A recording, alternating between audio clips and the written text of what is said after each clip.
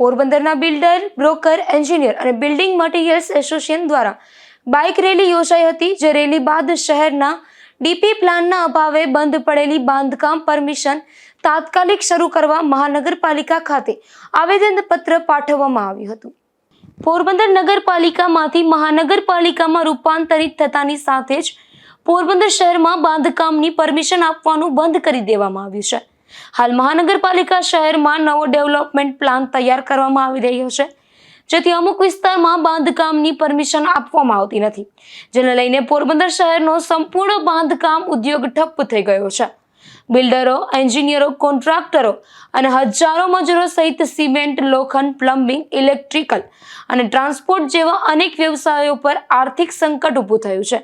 ત્યારે પોરબંદરના builder, broker, engineer અને બિલ્ડિંગ મટીરિયલ એસોસિએશન દ્વારા મહાનગરપાલિકાને રજૂઆત કરી અને તાત્કાલિક નવો ડીપી પ્લાન તૈયાર ન થાય ત્યાં સુધી તાત્કાલિક અંતરિમ વ્યવસ્થા અમલમાં મૂકવામાં આવે, તેમજ વિવિધ ઓથોરિટીની પરવાનગી પ્રક્રિયા ઝડપી અને સરળ બને તે માટે સિંગલ વિન્ડો જેવી વ્યવસ્થા ઊભી કરવા માંગ કરી હતી. આ માંગને લઈને એક બાઇક રેલી યોજી મહાનગરપાલિકાને આવેદન પાઠવાયું હતું.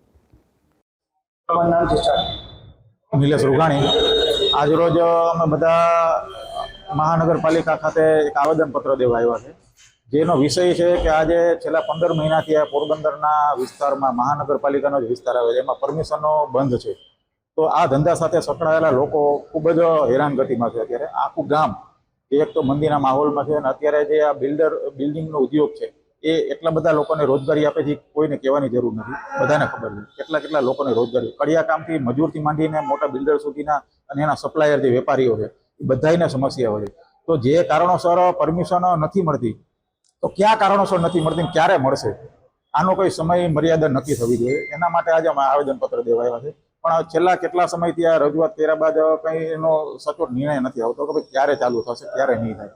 તો જે ઉદ્યોગો પડી ભાંગ્યા છે, પોરબંદર આર્થિક એકદમ મંદીના સપડાયેલું છે, તો આ ઉદ્યોગને પણ જે સંકળાયેલા લોકોને આર્થિક મુશ્કેલી કેના માથે હોવી જોઈએ?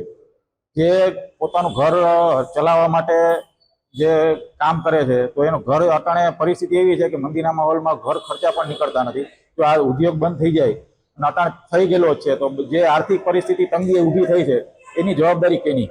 તો એના માટે અમે આ બધું આવેદનપત્ર દેવા આવ્યા છે, અને એક પરમેનન્ટ તારીખ કે સમય મર્યાદા નક્કી થાય કે આ સમયથી પરમિશનો ચાલુ થઈ જશે, એવું અમારી માગણી છે.